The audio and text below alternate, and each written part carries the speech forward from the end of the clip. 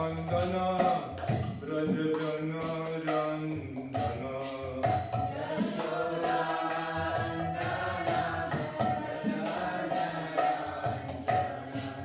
Yashoda Nandana Brajajana Randana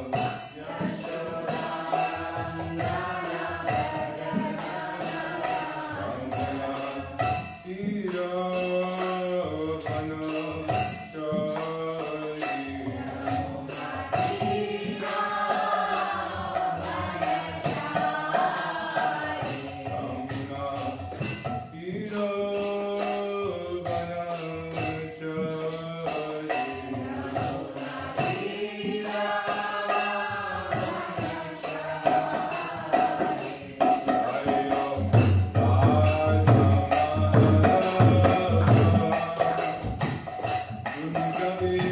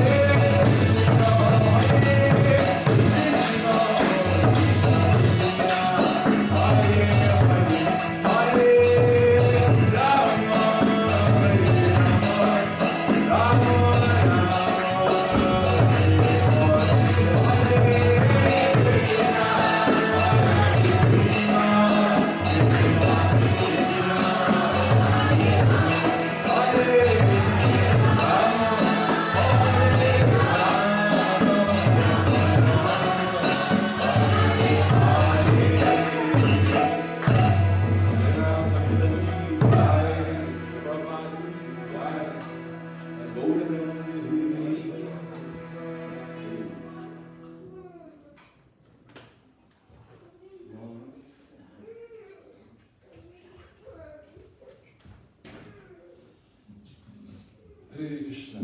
Hare Krishna.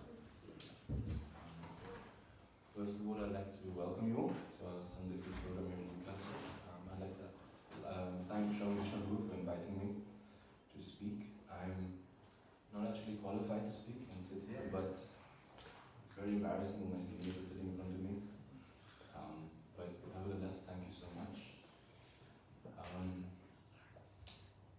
Newcastle is such a nice place that it's got a temple here. You're like a spiritual hub in the middle of nowhere. Where's the closest temple of anything?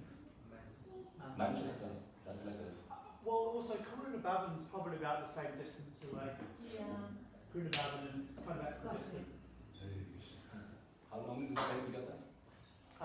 It's about 2 hours to get to Karuna Bhavan, maybe slightly longer to get to Manchester, so Scotland might be closer. So it's so nice that the closest temple is 2 hours away, so here's like a spiritual hub in the north. He didn't write myself. You really only sample in the North Face actually. Yeah. So this is like such a spiritual and nice place. So nice that I noticed every time I come here, you have to beg to come inside. You have to wave in the window, knock on.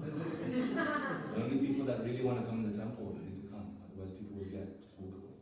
So nice. That means everyone here has begged to come here today. So Yeah, it's 2.25 hours to Lesmahago in Scotland, and it's 2 hours 45 minutes to Manchester, so Scotland is closer. Very nice.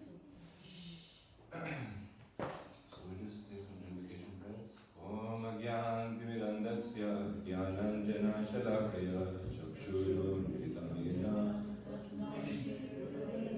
Sri Chaitanya Manobishtam Sthapitam Yena Bhutale Swayam Rupa Damayam Dadati Swakaranvikam Vandeham Shri Guru Shri Yutabhadakamalam Shri Gurun Vaishnavanscha Shri Rupam Sagrajatam Sagana Raghunatham Sivam Sadvaitam Savadutam Parijana Sangam Krishna Chaitanya Shri Radha Krishna Padan Sagana Lalita Shri Vishakamitam Scha.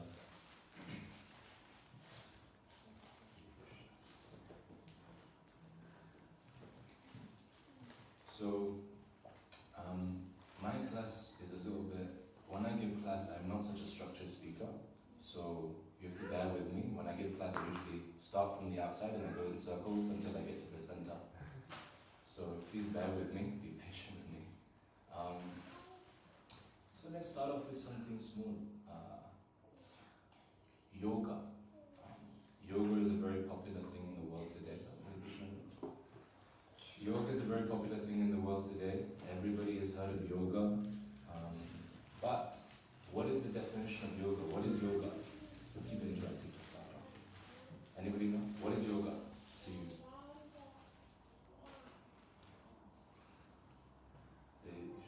Yes. To connect or to reconnect. Nice. Yes. Anybody else? Perhaps one way of looking at it would be to say that it's the realization or re-realization of who you truly are. Very nice. Anybody else have a definition?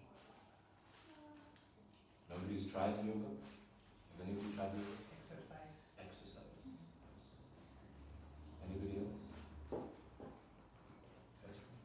A way to improve your health and make yourself look better Yeah, okay, yeah. for some people. Yes, for some. Showing your true colors for me. It's not working. It's not working for me. Yeah. So yoga, many people in the world today think that yoga is a type of meditation. Some people think it's a kind of exercise. Once a year we have National Yoga Day. Everybody gets their yoga mats out. Starts stretching, starts doing some acrobatics. But traditionally, the word yoga, original meaning is being diluted over time. Originally the word yoga, the Sanskrit word for yoga, comes from the word yuj in Sanskrit, which means to connect, to unite. So, but the purpose of all yoga is to connect with divinity. There's also yoga to do the exercise. But all of that is so that you can connect to Krishna. It's like levels, right? If you learn maths at primary school, it's going to be a certain extent. 1 plus 1, 2 minus 2. Can you learn times in 4 digits by 2 digits? 4 digits by 2 digits? See, very advanced. But then in high school, that's going to be very basic. You're going to learn more of maths. And then you're going to see in university, if you dare to go to university and study mathematics, that it's much more complicated. Then you start using it for the world. You start using it for a purpose, maths. So in the same way, yoga comes in levels. People's understandings of yoga can be in different formats, different levels. If you go to the Himalayas today, one of my mentors was telling me, because when they were in their stage of life, when they were searching for an answer to life, they went to the Himalayas and they met the yogis there. In the Himalayas, there are yogis living there practically with nothing in that minus whatever Celsius.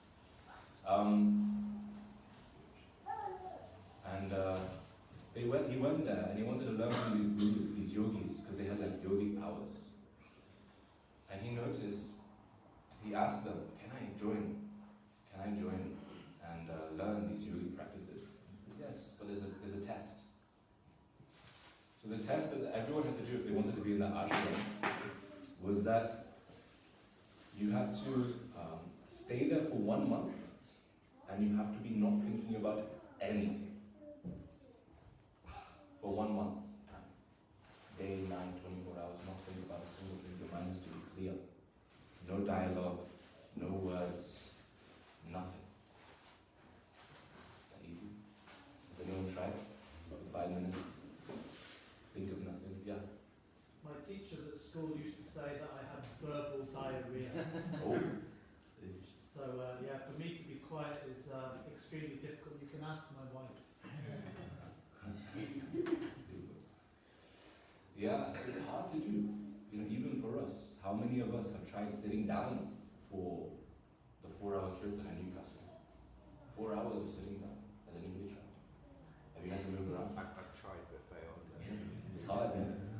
For those that have done the 4 hours, have you tried the 12-hour kirtan? Have you tried sitting in that? 12 hours? Try 24 hours in Birmingham, 24-hour kirtan. Has anybody tried?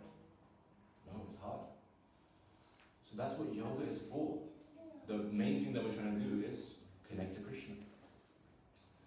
But the yoga, they can help. Some exercises, you can sit down, you don't get so much pain. Can help. Keeping the mind steady, the senses steady, so you don't get any distraction, it helps. But what we're doing is Bhakti yoga.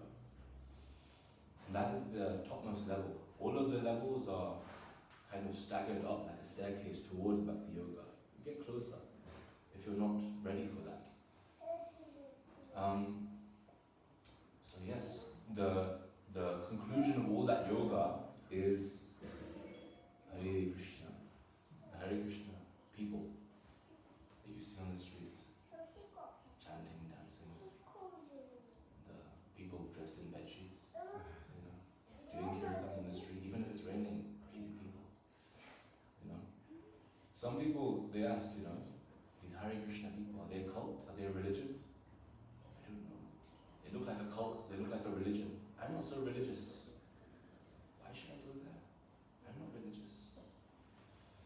I often hesitate when people ask me, is Hare Krishna a religion?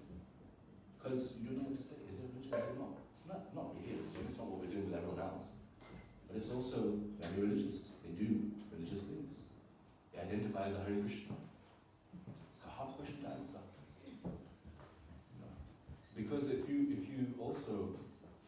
tag Hare Krishna with a religion, it could be dangerous. Nowadays, all religions are fighting with each other. One of my window cleaner for my house, he saw me wearing dhoti once. I came outside, and he asked me, because he was interested, he knew about the Hare Krishnas, but he was a devout Christian. So he asked me, can you be Christian and a Hare Krishna? I said, yeah. Do you believe in Jesus? He was an authority to know God. Prabhupada told this story to us once.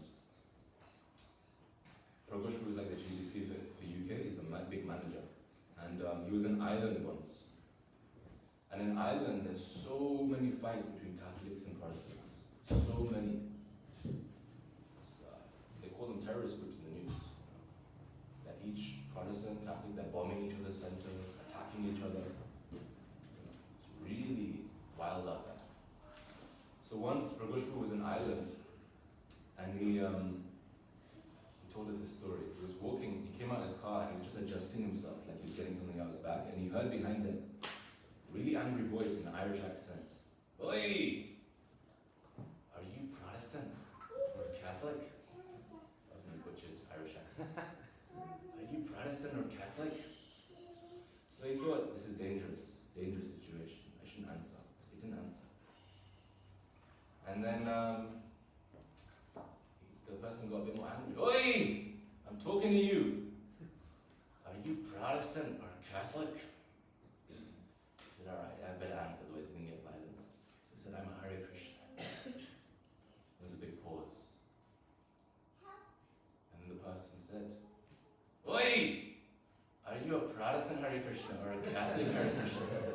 And then Prabhupada said, I'm a Hare Krishna, Hare Krishna. So, yeah, it's dangerous identifying with religions. But the point of religion is, even the word religion comes from the Latin word religare. Anybody knows? It comes from religare, which basically means in Latin to bind or connect. Same thing as yoga. Religion and yoga, they mean the same thing. But people now, they use religion for a means to put their own agendas out there, for power. For, so many different things they use religion for. But the real meaning of yoga and religion is to connect with divinity. Whether you call him Allah, whether you call him Krishna, whether you call him Jehovah, whether you call her Radharani, whether you call them Jah, the Rastafarians call them Jah. Anybody. The point is you want to connect with God. But the highest understanding we understand is that you connect with Krishna. Same person, different name. But you connect with Krishna. Srila Prabhupada would say that this Krishna conscious movement will make you a better Muslim, better Christian, better Rastafari. Just follow the Krishna conscious principles. You'll be better in your own religion, whatever you want to call it. So the point is that we have to connect with Krishna. And there's also different, well, like we said, there are levels of levels of yoga. There are levels of connecting. With one person, for example, my friend's dad, he's a big businessman. So at work, they know him as Mr. So-and-so, let's call him Smith, on live. He said, so the work, people in his office, they know him as Mr. Smith.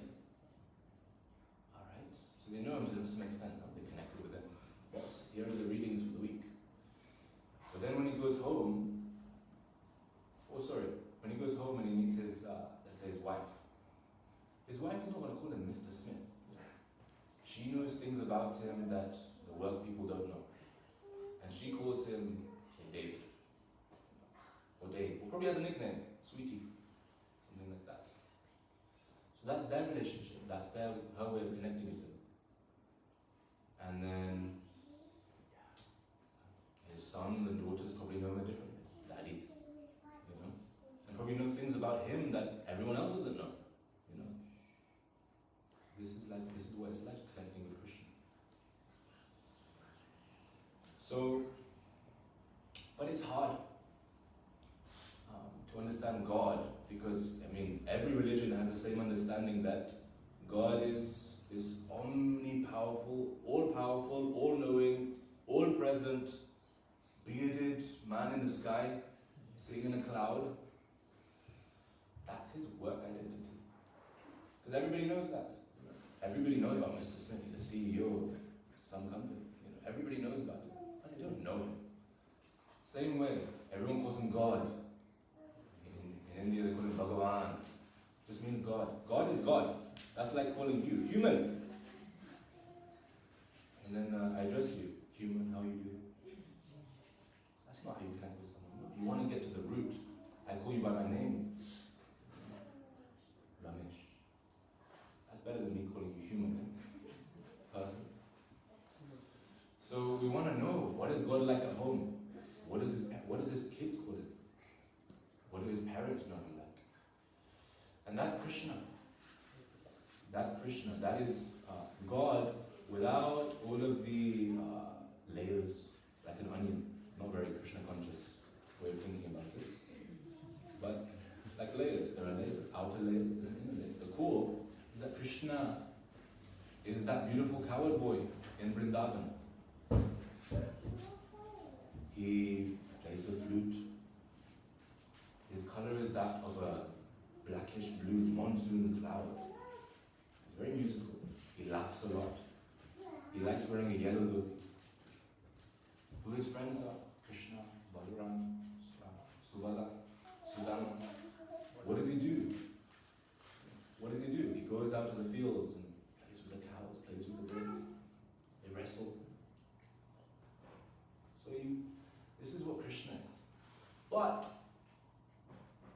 out of context, if we didn't have this entire explanation, it's a bit inconceivable. God, the omnipowerful, omnipresent, all-powerful, Lord of everything, everything comes from him. And he's just playing. In Vrindavan. It's hard to believe, inconceivable. But that's what God is. Every single religion teaches that God is inconceivable. So, let me ask you this question. If God is inconceivable, us understanding, being comfortable with the fact that yes, he's the man in the sky, that's it. It's conceivable, right? You're conceiving it. Alright, I believe it. So that's not what God is. He's inconceivable. He's way more. You don't even understand everything about it. So, for God to be conceivable is inconceivable. And for God to be inconceivable is conceivable. Does that make sense? Have I lost you? That's how inconceivable God is. That's Krishna. So, it's hard though. It's so inconceivable. Even Lord Brahma, everybody here knows Lord Brahma, right? Lord Brahma, the demigod, the creator of the universe. Even he, this fact that Krishna is this boy playing in Vrindavan, he gets a little bit, well, are you sure?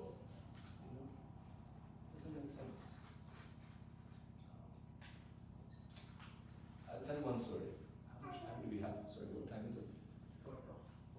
You can go till 4:30 altogether. Leave some time for questions and answers. So, Krishna and the boys, the coward boys of Vrindavan, were once playing outside in Vrindavan. Krishna's daily kind of stuff that he would do is that his uncle would send demons, or hitmen you could say, to try and kill him because there was a prophecy. Okay? So every now and then, even the boys were used to it. Krishna, you kill this demon for us. He's stopping our playtime. So one time Krishna, I'm not going to go into the whole story, but he killed this demon called Aghasura. It was relatively like afternoon, morning time. And he killed this demon. So the boys, a whole pastime happened, and the boys said, all right, it's lunchtime. So they sat down in Vrindavan. And all of the boys, Krishna sat in the middle, and all the boys were crowded around, sitting around. Krishna was in the center. And they were like, let's have our lunch now. So they all got up their packed lunches with their mums, and everyone made for them packed lunches. They started eating. And the descriptions that is given, it's so beautiful. They'd get out their packed lunches, and in such happiness they were joking and laughing with each other. They just, wanted to eat this prasadam, offer it to Krishna, eat this food. So they started using banana leaves as plates. Some of the boys, they started using the rocks. They put it on the rock, eat it off the rock. And some of them would just start eating that, and all of them were so happy, laughing. Every single one of them felt like Krishna was looking at them. Every single one of them, Krishna is eating with me. And they were in such ecstasy that they were eating and eating, and they're saying, Krishna, my mom made these amazing gulab jamuns. You should try as well. You should try. They start eating it. They take a bite and they offer to Krishna. And other boy said, Krishna, my mom made these amazing rasgullas. You've got to try it. And he's half mouth full of rasgullas, and he's so Krishna, eat it as well. It's so nice. It's so nice. In such ecstasy, Krishna was making jokes.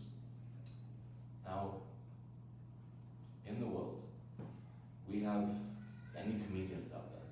Laughter is a part of life. You've got to laugh about life.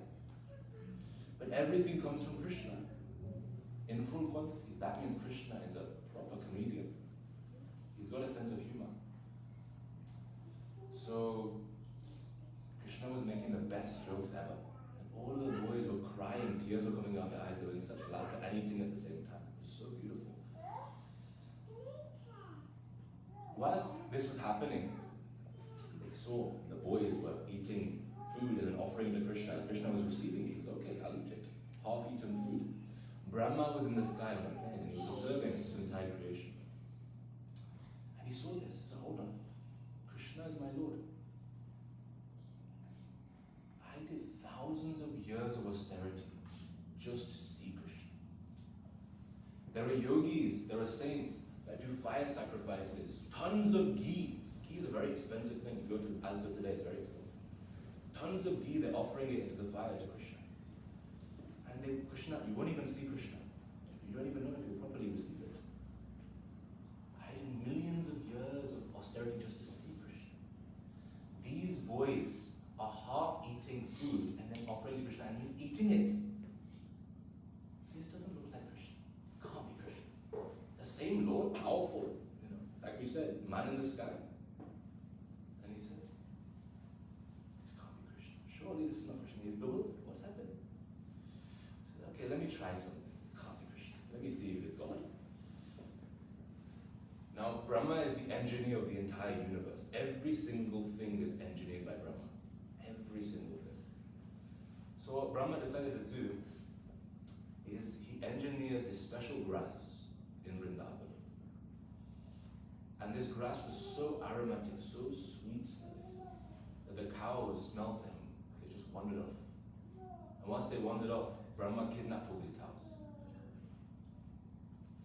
And then the boys were eating, and Krishna was also offering what his mom had made. There's a description of the item actually. Maybe you can make one day.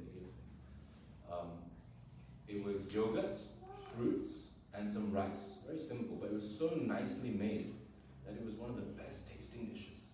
It made with such love. Back in the day during Prabhupada's time, Janaki Mataji, one of Prabhupada's foremost disciples, she saw this in the Bhagavatam. She read about this and she was like, wow, this is nice. Maybe we should make it for Janmashtami. So she attempted to make it. And after that, when she made it, it became ISKCON's delicacy. Every Janmashtami, every temple in the world were making this. So she presented it to Prabhupada because as a new, found it out of the Bhagavatam. And she presented it to Prabhupada. Prabhupada ate it. Oh, this is very nice. What is the name of this dish? She didn't know. She had to make something up on the spot.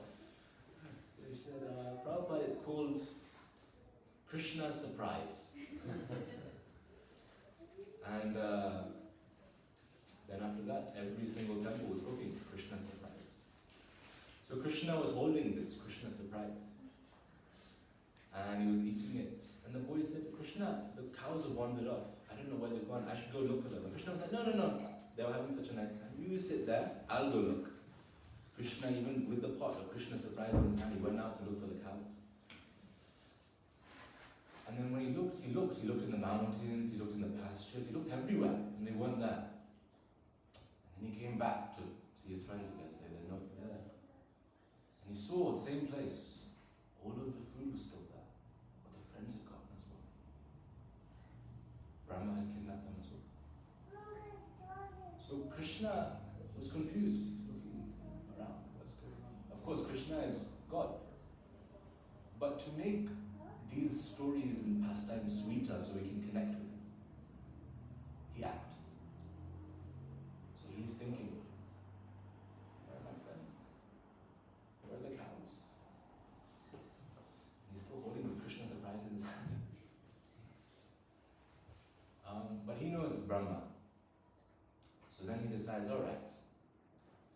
Krishna at the same time, let me teach Brahma a lesson. So he expands in all of the forms and he makes a copy of himself. And all of them look exactly like all of the cows missing, all of the calves missing, and all of the boys missing. Every single person was copied. And they were all Krishna. Copy and paste. And so then Krishna ate all of the prasadam, all the food. He left all to himself, I guess. And then he went back to Vrindavan. It got late, it was getting late, so he went back and all of the boys came back. And all of the cows came back. And usually every time Krishna and all of the cow and boys would come back, there'd be a huge festival. Bigger festival than you've ever seen before. You think Janmashtami is a big festival.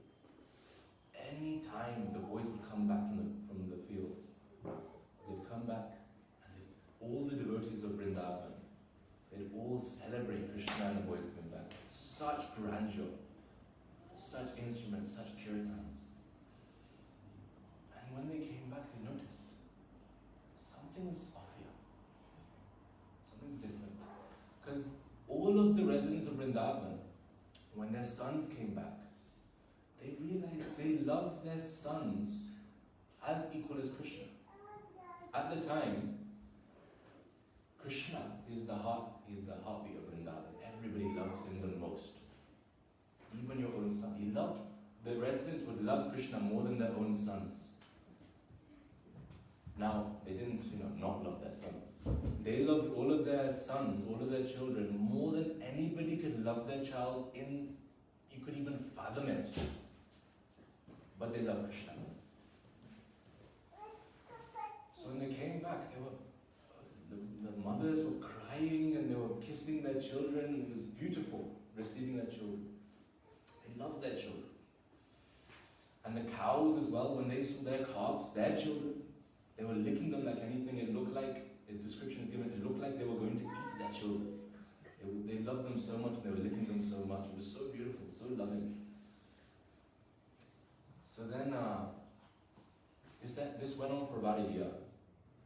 Krishna was the same as all of these boys. And they still, every day, went out to the fields, let the cows graze. 1 year had gone by in complete bliss in Vrindavan. Everybody was in such a blissful state. Balaram, so we never mentioned what Balaram is doing, did we? Surely, did Brahma steal Balaram as well? Balaram is not different from Krishna. Can you imagine what happened to Brahma if he steals Balaram? Won't let anyone kidnap him.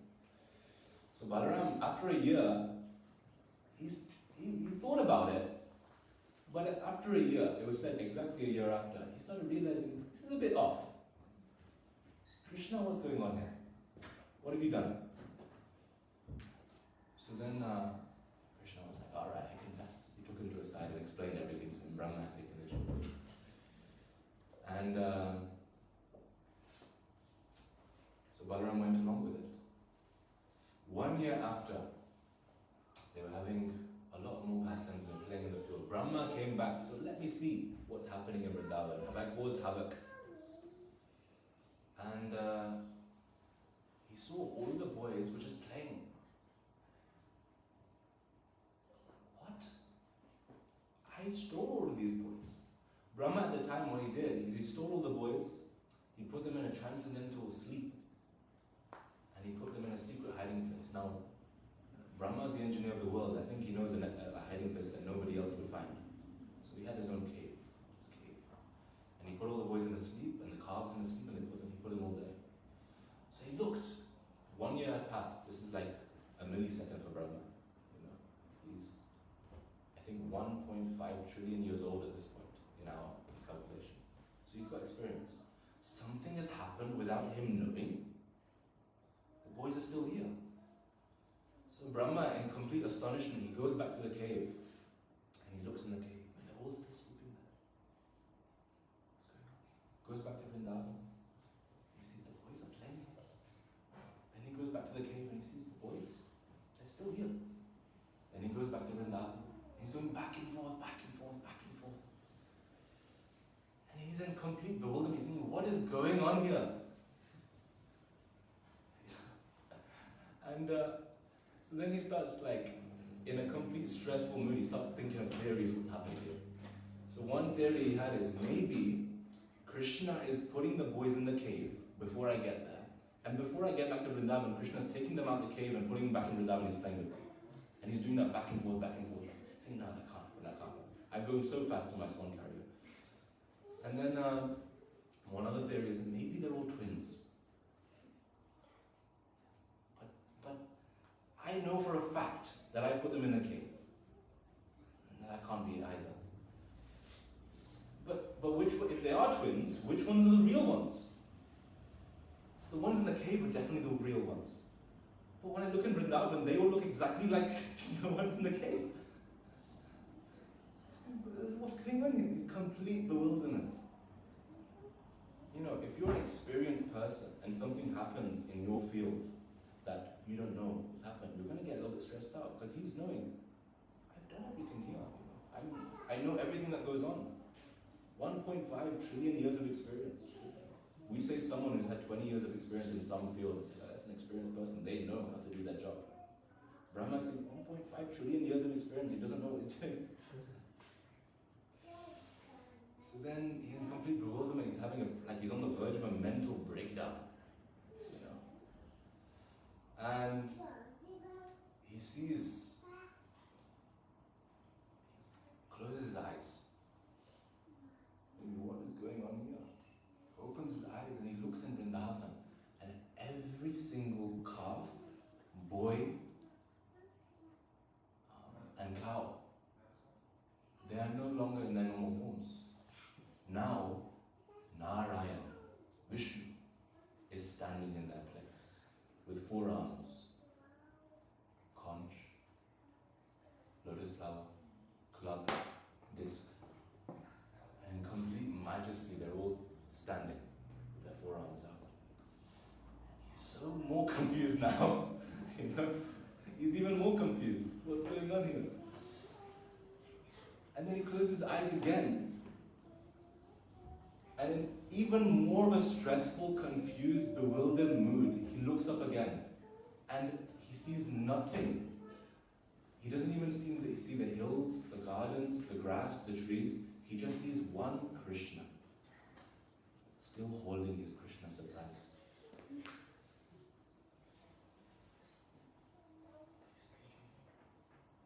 I think he is the Supreme Personality of Godhead. Okay, this is my Lord. I've learned my lesson. So in complete, you know, there's amazing prayers in the Bhagavatam that Lord Brahma prays to Krishna and begs for forgiveness of his pride. But okay, before we talk about what we can get from the story, what do you think we can learn from this wonderful story, Lord Brahma?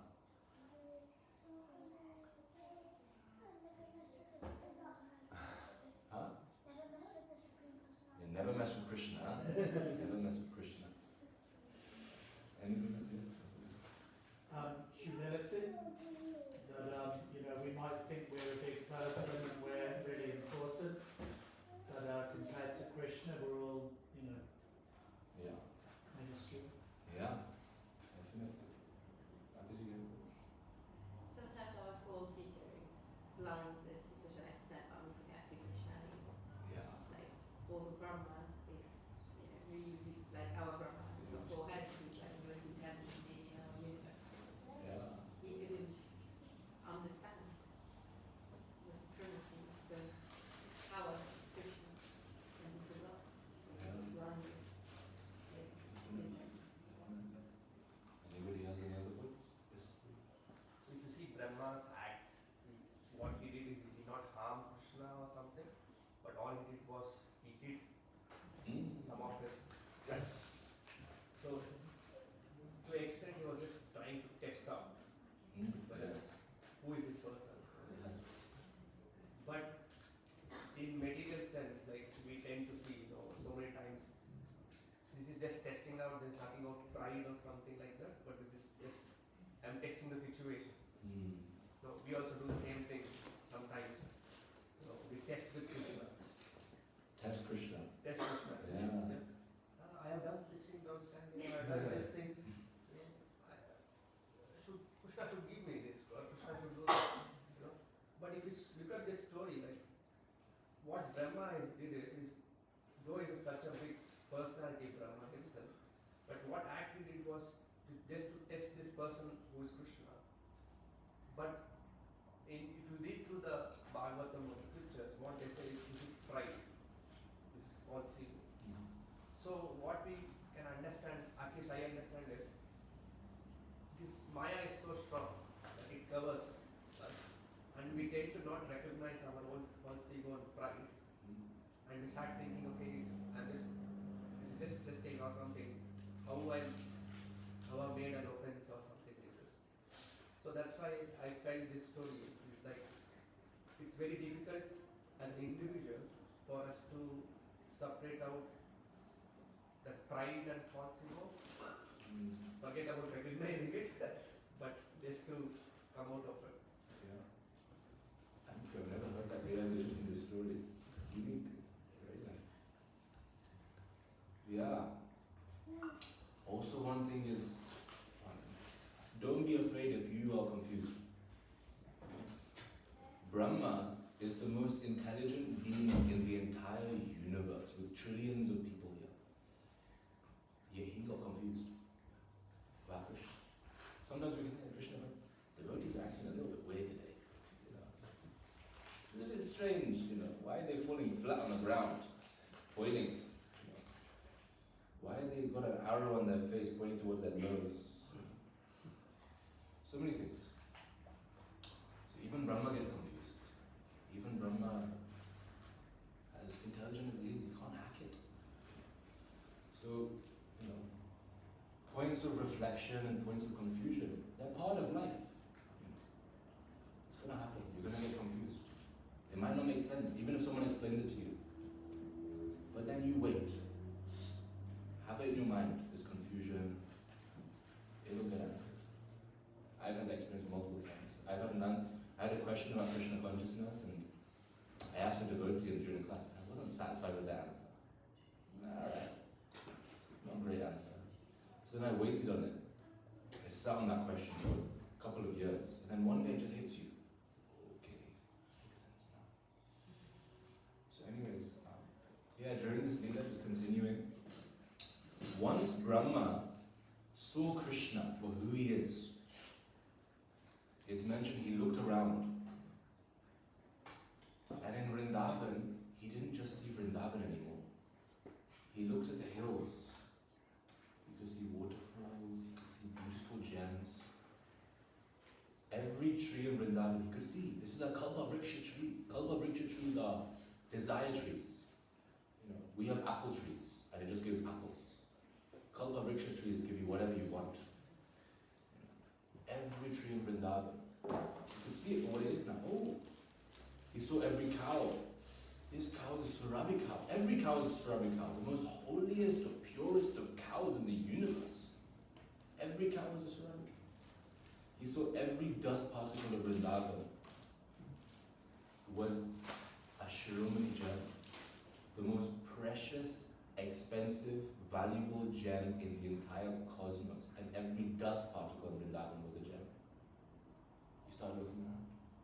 Every devotee in Vrindavan, they are pure devotees. Much greater than my post. I thought I was the highest devotee. I am the guru. 4 sampradayas. I am the guru of one of them. You know, I am the authority. I am the guru of the universe. But these devotees, they are way higher than me. They're functioning on a level of love way higher than me. This is what Brahma saw. So I was reflecting on this and I was thinking, has anybody here been to Vrindavan, by the way? Like half of us. So if you go to Vrindavan and you're, you know, relatively Krishna conscious, you'll go there and you'll see, ooh, some rubbish, you know, quiet. People are haggling, it's very loud, you know. People here don't look very spiritual, you know. These ponds, there's so many holy places, but they just look like ordinary places. But actually, you won't see Vrindavan unless you become Krishna conscious. Our vision completely changes. You see what Brahma saw. He saw every devotee for who they are. He saw Krishna for who he is. He was truly, at that point, Krishna conscious. Our vision completely changes. Completely changes. We see everything for how it is. Even Prabhupada would say, there's a pastime of Prabhupada. During Prabhupada's time, there was a Vietnam War going on. And people were getting drafted for the war. People didn't want to go to the war. They didn't want to go fight for a war that didn't, I'm not part of this war. I have no opinion of this. I don't want to go and kill people. I don't want to get killed. So then all the devotees were asking Prabhupada, the war's going on. What to do? Prabhupada said, every single war in this world is because of meat eating. Alright? How does that make sense? Prabhupada explained. It's like, war is going on for illicit, wrong reasons because people have no compassion. How can you be compassionate if during your daily practice you don't practice compassion to any living creature, anyone that you eat their flesh? So if there's no compassion, then how the wars will be so improper. We'll be fighting for power, fighting for useless reasons. People will be killed for no reason because people don't have compassion. They don't have any worth for human life because they don't have any worth for life in general. But you won't get true compassion unless you become Krishna conscious. Because once you're Krishna conscious, you see everything for how it really is. You see the world, you see reasons, everything in the world for how it really is. In this way, when you become Krishna conscious, like Brahma was at that moment, after so much confusion, he saw everything for how it was. Similarly, Prabhupada said that every one of our temples is an embassy of the spiritual world. Strong statement. Middle of Newcastle, corner of the road. That's an embassy of the spiritual world. Yes. Can you see it? You may see nice designs. I asked Mataji when I first came here, such nice painting. You did that. She's like, yeah, a decade ago. So nice, so fresh. Okay, nice painting, nice designs. But then you don't see everything for how it is unless you become Krishna conscious. You'll see all of the devotees in the temple, who they truly are. What level of devotees these are. Great devotees. You'll see that this place is Vrindavan, non-different. You're as satisfied being here and you are in Vrindavan, but you need the consciousness for that. This is Vrindavan. We are here sitting in Vrindavan. And we have so much access to it. We just need the eyes to see it. You're here. You have the Panchatattva right here. Panchatattva. They resided in Mayapur. Mayapur, non-different from Vrindavan. This is Vrindavan. These paintings are windows in Vrindavan. These devotees are residents of Vrindavan. You just need the eyes to see it.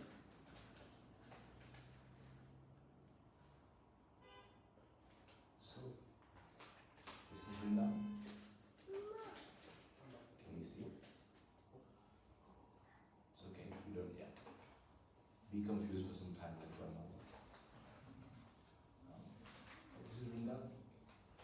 Prabhupada said, also Nityananda and Mahaprabhu said, when this, but in Mayapur, the biggest temple in the world is being built right now. Nearly in the next 2 years it's going to be finished, they say.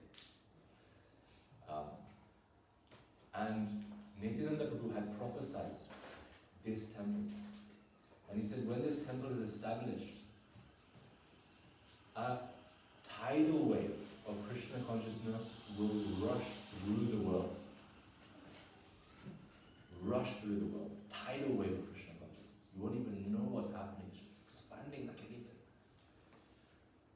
So he said, And Prabhupada said, in the coming years of this temple, you'll see the grounds, being formed of the world. Some effect will be there. Nityananda Prabhu said, demigods will start taking birth on the world so they can take part in this tidal wave. Demigods. Who knows? Like I said today, we don't have the eyes. Who knows? Maybe in today, one of you, two. He's a Demigod. You never know. So who knows who a devotee is? Who knows who all of you are? You never know. This is happening. Now the grounds are forming. Krishna consciousness is becoming slowly, a little bit. It's picking up the pace. There are movies coming out about Narsimha. Blockbuster movies on Narsimha. In Vrindavan in India is one of the most famous places now. Debatable whether that's good or not. But it's becoming so many people. They're getting connected to Chaitanya Mahaprabhu. They're getting connected to Krishna. They're getting initiated. They're becoming devotees. They're giving up. They're giving up all illicit activities. They're performing kirtan. They're residing in Vrindavan. They're going to Mayapur. They're going to all the holy places.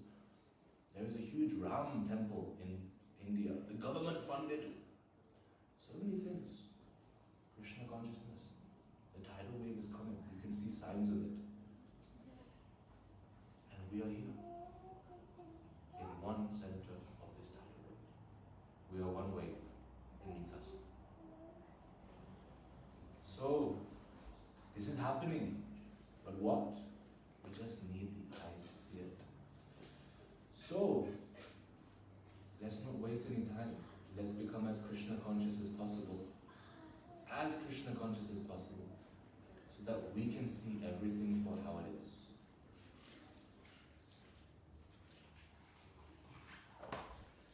Hare Krishna, Krishna Krishna, Hare Hare, Hare Ram, Ram, Hare Hare.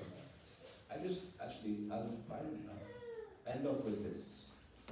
It's a nice meditation that I like to think about a lot. Rupa Goswami, the chief of all the Goswamis, and we are Rupa Nugas, we follow Rupa Goswami. In the Nectar of Devotion, there's a wonderful statement, order, that he gives to the devotees that read, or any devotee. Rupa Goswami says, my dear friend, if you still have any desire for anything material in this world, material friends, material job, material company, don't go to Vrindavan. Don't go to Keshigat, one bank of the Yamuna, because there you'll see a blackish blue boy. He's playing the flute. His name is Govinda. Don't go. Because if you go and you see Krishna, there's no turning back. One of the devotees once said to me, ISKCON is like the mafia. Alright, that's a statement. Because once you know too much, you can't leave. It's just so beautiful. And even when you try to leave, Krishna will just stay with you. Krishna is so merciful that even if you turn your back on him, he'll never turn his back on you. Even if you leave this temple, even if you don't want to see a devotee again in your life, Krishna will still show up. He'll still show up somehow. One of my heroes, there's one devotee, Prabhupada disciple. Prabhupada said this devotee was the first saint in ISKCON. The first saint. His name was Jayananda Prabhu. Some of you may know, quite famous. Jayananda Prabhu is like my hero. Because at such an early stage of ISKCON, where the devotees were quite immature, they didn't know much. It was hard to get so advanced so early on. It was the first few years of ISKCON.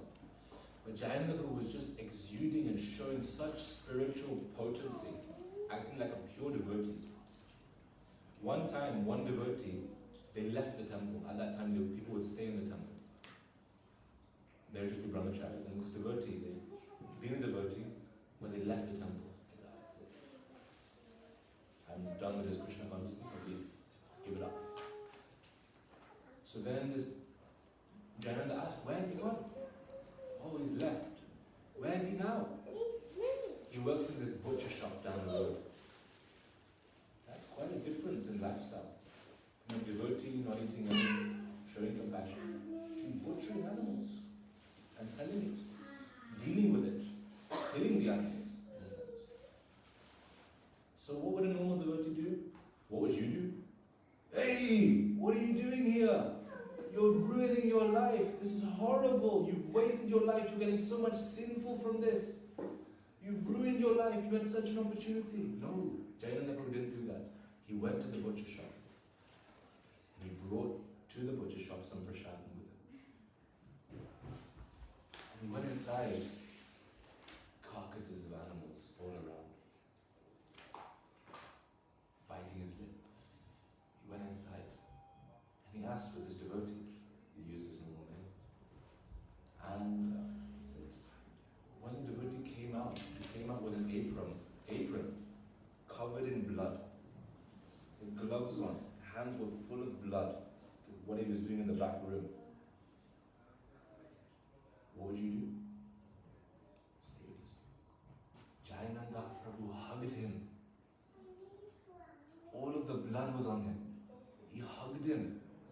And he said, Hare Krishna, how are you doing? How have you been? Have you been eating? Didn't even question that he was in the butcher shop, that he was working there.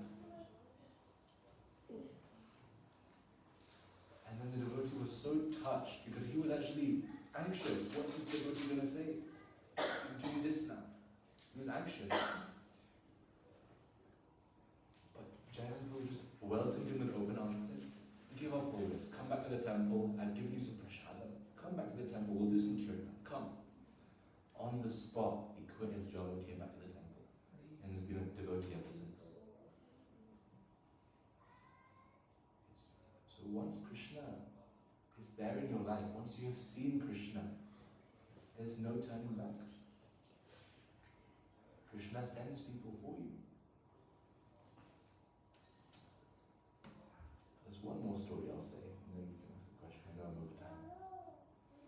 One devotee told me this story that I could not believe, but now I'm starting to believe it. Another instance, back in the day, I think it was in the 80s, there was a devotee, and he had also left the temple. He said, I've had enough of this, Krishna consciousness, Hare Krishna people. Gave up everything. He said, I'm just going to go where there's no devotees anywhere. That's hard, because in the 80s, devotees were in every country in the world. It was hard, the Hare Krishnas.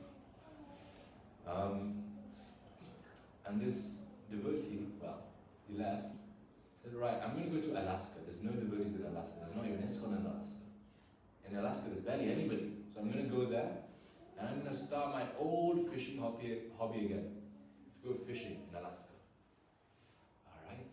He left. He went to the airport in America.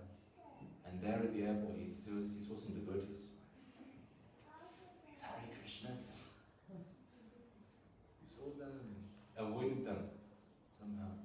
Then he got on the plane, went to the Alaskan airport, and he saw devotees. Oh my God, these devotees. Then he went, said, right, I'm going to go to this cabin, miles from anywhere, covered in snow, no one's going to be there. He went there. There was a lake that people used to fish at, and then he went there, and he went fishing. Alright, back to my old habits. He went fishing, and all day he went for hours and hours and hours, and he didn't get any fish.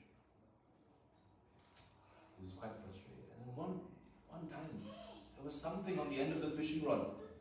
He's pulling, he's so happy, he's excited, pulls it up. There was a plastic bag. But in that plastic bag, can you guess what was inside the plastic bag? A bag of Gita. So he said, alright, Krishna, you exist. I'll go back. So once you've seen Krishna, it's too late.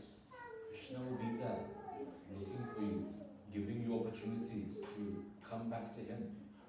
It said when you take one step towards Krishna, Krishna takes 10 steps towards you. He makes it that easy. He gives you that many opportunities. So, let's try to become as Krishna conscious as possible. And take as many steps towards Krishna as possible. Hare Krishna. Any questions? Comments? Realizations?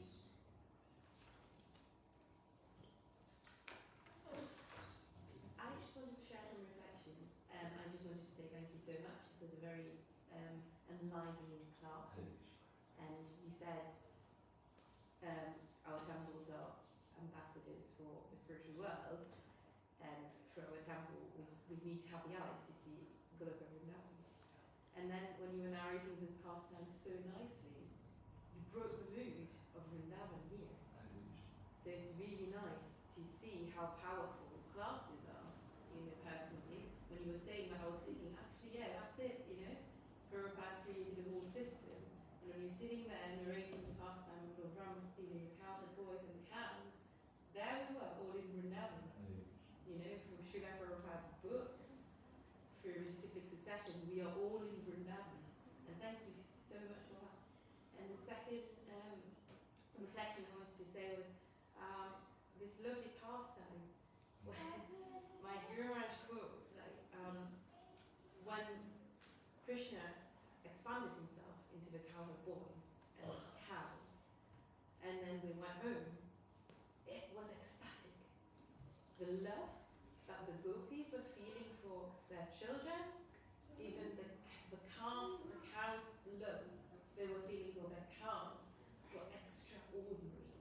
They loved them even more than they'd ever loved them, because it was actually Krishna.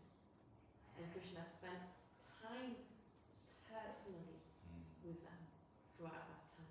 So that's how merciful Krishna is to his devotees. So thank you so much, Rama. That was really good. Yeah, it said there's also more detail of the pastime. I didn't say so much detail because it's, we don't have so much time. But it said during that year, some of the Brajabasis, the men, took the adult cows on Govardhan to graze. And all the cows they took. So even the cows that were Krishna and the cows that weren't Krishna. And they were grazing on Govardhan, and their love for their calves was so strong that day that milk was pouring from their eyes. They just wanted to feed their calves as much as possible. And the calves were at the bottom, and the cows were at the top. And there was this scene of the cows went mad in ecstasy and love for their children, that they started running down Govardhan. Now if you see Govardhan, it's not such a smooth decline. There's rocks and things like that. These cows were running, galloping down Govardhan at that time. And the cowmen were so in shock, what's going on? They were quite enraged actually. Go, get the cows, get the cows. They could fall. They were running down, and the scene was happening in such love.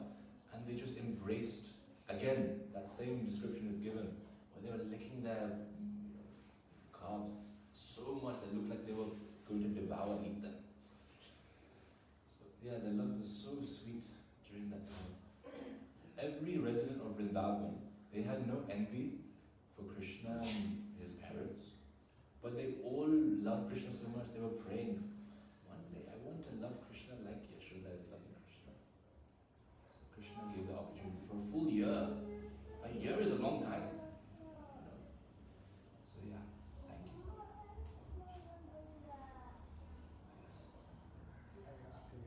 After you. Yeah. Thank you for a very wonderful lecture.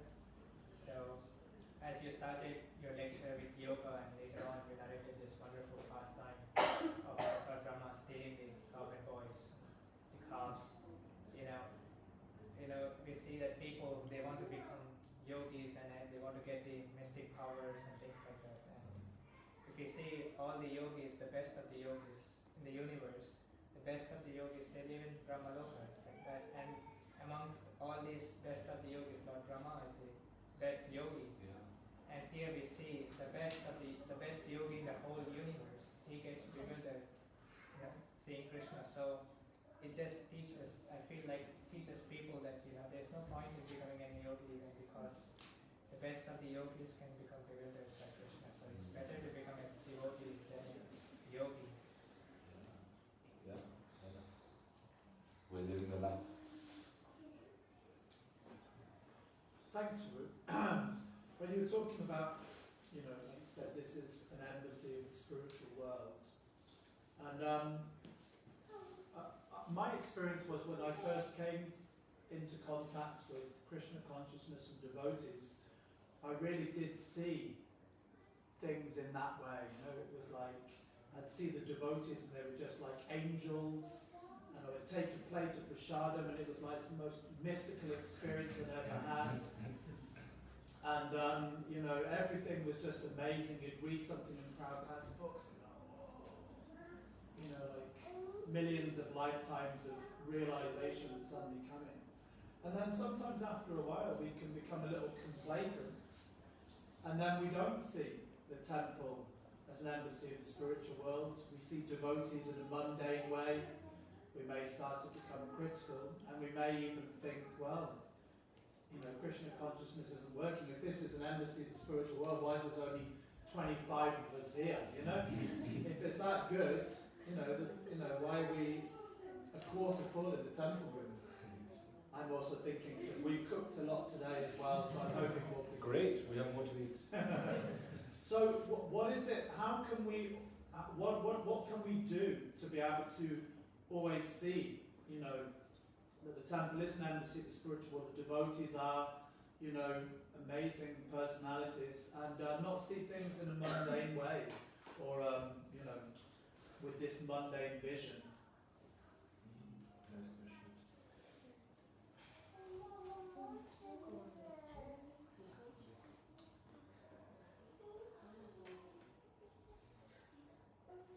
Yamuna Mataji, one of Prabhupada's disciples, well, Prabhupada used to say she's very advanced devotee. He said that Yamuna Mataji went to the stage of Bhav, which is a statement for Prabhupada, statement for any devotee. She used to call any spiritual thing that had happened in Krishna consciousness, in her life, in temples, she used to call it Krishna magic. So we can't lose our eyes. We get used to it. But I guess one thing that, I don't know drastically, but one thing that has helped me is we have to have some obsession with Krishna. We have to be filling our time with Krishna, any possible way. And be obsessed with Krishna. That's what has helped me. Some people, they say, oh, you're fanatic, don't be obsessed, Krishna consciousness, do a little on the side, Even parents will say that. Even Krishna conscious parents will say that. Say, you're going to school, do your studies, and then do some Krishna consciousness on the weekend. Chill out a little bit. So then the obsession goes internally.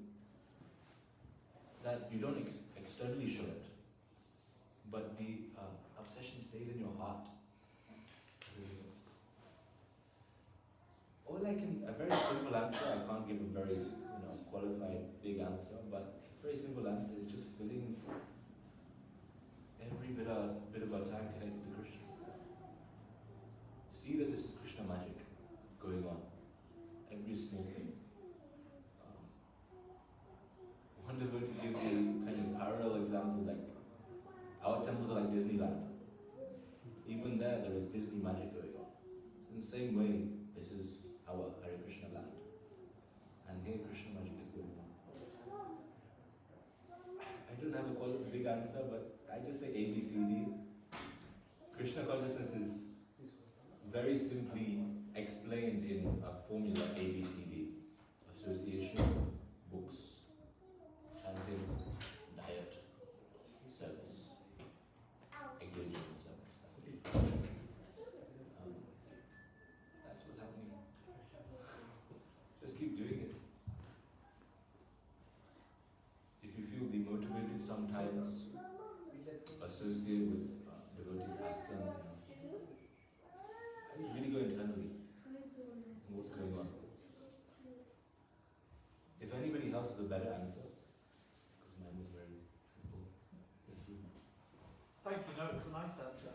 was just thinking, as I was asking the question, that sometimes devotees say it's a bit like when you get on a plane. When you get on the plane and you're on the runway, and then suddenly you go. You know, it's like, oh, you go back into your seat and you can feel, hey, we're going fast here. You know. But then at some point the captain says, we're now cruising at 600 miles an hour. You know, cruising at 600 miles an hour. And it's like, you don't feel like you're going really fast because you've already reached that stage, but the acceleration feels like, oh gosh, because you're going from nothing. But then once you've already got momentum, you're going really fast. Now you don't realise you're going 600 miles an hour, but if you were to jump out of the plane at 600 miles an hour, you would know you're going 600 miles an hour. So sometimes it's a bit like that when we first come to Krishna consciousness, particularly, it's like the acceleration. Wow, Prashadam, wow, devotees, oh, this is a big acceleration. And then you're just cruising at 600 miles an hour, you kind of get used to everything. But if you were to then jump out of the association of devotees then, back into your mundane or your life that you had previously, you would experience it. Like, for instance, like when I first met devotees, it was amazing how personal they were. And you could meet a devotee you've never met before, but they would speak into you like you were like long lost friends. And we had this experience the other day. Jagannath Esri and I, we take our children swimming on a Thursday, and there's one man who takes his son swimming, and he always chats to us, you know, and we always chat to him. And then I had to do some work. I said, I'm doing some work. He said, oh, what do you do? And I said, oh, you know, I sell books on meditation and yoga, and I used to be a monk. And he was like, I knew there was something about you guys, you know? I knew it. He said, well, I've got like the shaved head and a funny ponytail as well, but he said, you guys are always so friendly and so calm. I knew there was something. So we started telling him about the temple, and Krishna was, oh, that sounds great, I'd love to know. And so I was just thinking, we were just being our normal self, but for him, he was experiencing, oh, people aren't always so friendly, always so calm, always so positive. And I think sometimes familiarity breeds contempt. We can just, but I think, like you say, if we just stick to the basics as well, because sometimes, just like you say, association, books, chanting, if we just stick with the basics and we develop a mood of trying to serve the devotees, and we're always trying to please Krishna and the devotees, we will see that Krishna magic. Anyway, that was just a little thought. Yeah, they're basics, but these basics can go so deep into us. Such deep effects we can have from these basics. They're ABCDs, but they have such deep effects. Association. I was thinking about the answer when you were speaking. Association is so powerful. If you just have someone, one person, that you can associate with that sees everything for what it is, often that vision will just come to you. Because you see how they're interacting with the world. I thought this was quite ordinary, but this person is so enthusiastic about this thing. Naturally this enthusiasm just comes to us. And even that devotee doesn't need to be, you don't need to associate with them physically. I have, say from my own example. For me, when I get down, my screensaver, I put all of my kind of spiritual heroes, just so I can remember about this person. I listen about this person. Sometimes people say instead of being Krishna conscious first, it's much easier to be devotee conscious. So if you have some heroes that you really look up to, and you're just conscious about them, oftentimes everything will come to you, what they have. My screensaver, I have like a scrolling screensaver that changes every time I open my phone. There's Jayananda Prabhu. There's Yamana Mataji. There's Brahmananda Prabhu. There's Prabhupada. There's one of Prabhupada's godbrothers, Krishnadas Babaji. There's Tribhuvana Prabhu, UK hero. So if we just associate with Because oftentimes you will really feel like you're associating with them physically if you just learn about them. When you hear Jayanda Prabhu, this pastime of him hugging the Buddha, wow, that's how I should be. That's how enthusiastic I should be. And it just naturally comes. Obsess yourself hearing about that devotee. Brahmananda Prabhu, he would say oftentimes as well, he has such a love for Prabhupada, that oftentimes he would say, I'm not Krishna conscious, but I am Prabhupada conscious. And naturally, he just had the most spiritual, enlivening, purest qualification just from being Prabhupada conscious. So if we be conscious of the other devotees that have that vision, it just naturally comes. So association is but it goes so deeply and it affects us so nicely. Reading about them, listening about them, just hearing their voice, you can sometimes see their mood. I sometimes listen to the audio of one of Prabhupada's godbrothers. Because Prabhupada said this godbrother of his, he never had said anything bad about this godbrother. He said, this person chants purely. Anybody that hears this devotee, they'll get enthusiasm for chanting. So I sometimes listen to him. And you can just hear how he speaks. He's speaking in an intoxication of love. So association hits deep. Books hit deep.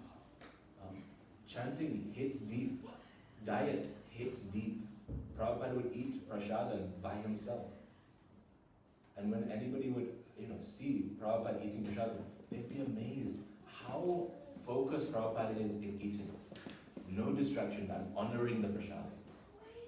Sometimes what we're going to do soon, we can just talk, we can, chill out, eat prasadam, talk about the day, how's your week gone. Nice to do, because you're still honoring prasadam. But the deepest level of honoring prasadam is when you see it. This is Krishna's remnants. Same thing the boys saw. Krishna's remnants, and he eats it so nicely, you're focused. So they are basics. A, B, C. They hit so deep, bro. Hit so deep. We can help.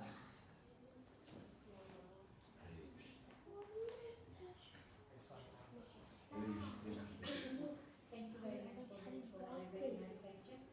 I just want to share something. You mentioned that demigods really want to come with places where there's kirtan and everything.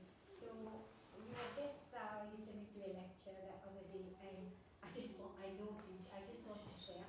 So in Los Angeles, during a kirtan, Prabhupada mentioned he was laughing. He was not laughing loudly. And then when devotees questioned him, he said that he saw Narad Muni witnessing all the devotees, especially in the West and Los Angeles, that how they were dancing. So that's coming from Prabhupada. And then in London, at very place, Prabhupada instructed devotees to prepare a small asan. He said, put a small asan because Narad Muni is going to come to attend the kirtan. And then the third place, in a Berkeley interview, Prabhupada pointed out that Narad Muni was present in the room. He was there. And also, during a very high energy kirtan, Prabhupada interrupted the kirtan and started doing a prayer, Narada Muri Bhajaya, Vinaradita Ramana Ramni. He started chanting that, and then he said, Narad Muni is here. So also, my Guru Maharaj always say that whatever we are doing, try our best even to attend Aarti, and especially during Aarti, when Aarti is going on, nobody should disturb. They should just chant and dance and concentrate, because you never know who is among us. It can be Narad Muni, it can be Lord Shiva, it can be anybody. And if you are disturbing the kirtan, then they might be the one cursing you, because so we have to be very careful during Aarti. Yeah, that's what I wanted to share. Thank you so much. It's beautiful. Yeah, if anyone goes to ISKCON Soho, if you look on the altar, there is a small seat. It's empty. Well, you won't know unless you know the story, and that's Narad Muni's seat. So you can still see it today. Narad Muni is such a pure devotee. He comes in our line, in our Guru Parampara. We have such respect for Prabhupada and our Acharyas, the Goswamis. But even up the chain is Narad Muni. Nowadays, if you look at movies and like TV shows, he's really poorly represented, Narad Muni. They show him as like a prankster. They show him as like causing some havoc. He's such a pure devotee. Not something to take lightly. And there's that bhajan that Madhuri explained. Narada Muni bhajai vina radhika ramana nami. Narad Muni is going everywhere, playing his veena and singing, not Narayan, Narayan like the TV show should, but Radhika Raman. Radhika Raman. Radhika Raman. That's what he chants. So Narad Muni is a very pure devotee. Yeah. How would you attract the audience where they are totally, I mean, they know English or most of the people, they are Sanskrit. So otherwise they won't understand what is the International Society of Krishna Consciousness. So how would convince them in India? In India? Or an Indian? Most, you have to tell the say that in another language in pure Sanskrit. You put it Krishna speaker. But how would you say that? You know that I'm not sure I understand the question. International Society of Krishna Consciousness. How would you say it in Sanskrit? He's asking like, how would you present ISKCON in Sanskrit, the motherland of people, like the mother tongue of people in India? Well, I mean, Sanskrit is, even historically, documentally, through evidence as well, Sanskrit is the oldest language in India. They call it Devanagari. It's the language of the demigods. All of our shastras in Sanskrit. The thing is to put a figure of Krishna or Radha there and then put this, the word Dham, Krishna Gyan Samvedana Dham. Okay? Dharma Dham. Okay, so the people they will think, well, those who know Hindi or Sanskrit, there's something okay, and they will together there. Otherwise, they say, they know it. So that sometimes becomes what we call a hurdle. What we say. So many of them, like you become unconscious that how to translate and say, so you could analyze and some people in between you could convince. So totally some of them they don't know that much English. Right? So they move, but if they say that, so they are conscious is a figure, okay? And then words with the Devanagari which you are talking, so it's must for those in the majority somewhere you go, so it becomes a problem. Like you said that there would be a lecture on in the street, a big van, okay? That they should read out about Krishna. I've seen it, I was in the front. They were put a rut, okay, and that I had to walk from the center. And by this I took that mobile taken photograph. I showed him here. So they put it, the God Krishna said that there has been a 6th level. So they took a mic, like the people here with ice cream and things. And they said, look. We can discuss afterwards. Yeah. So that way they put some people they attract and they run. You can do it. You can do it. All right. Kirtan now? Hare Krishna. Srila Prabhupada ki Jai. His Grace Balarama Prabhu ki Jai.